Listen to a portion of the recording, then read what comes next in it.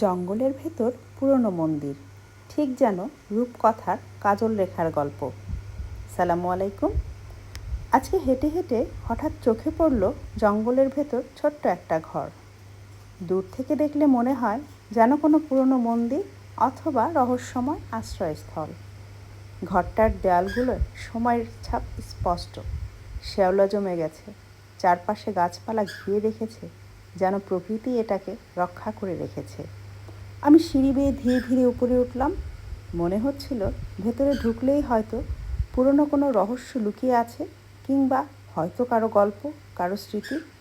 কিন্তু ভেতরে গিয়ে অবাক হয়ে দেখলাম খালি, কোনো কিছুই নেই, শুধু নীরবতা আর জানালার ফাঁক দিয়ে আসা বাতাস।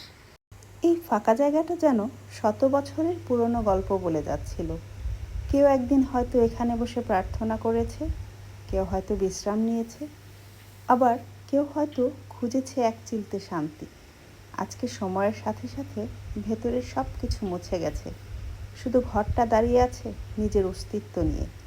মনে হচ্ছিল এই ছোট্ট ঘরটা হয়তো আমাদেরই শেখাচ্ছে সব কিছু হারিয়ে গেলেও দাঁড়িয়ে থাকার একটা সৌন্দর্য আছে।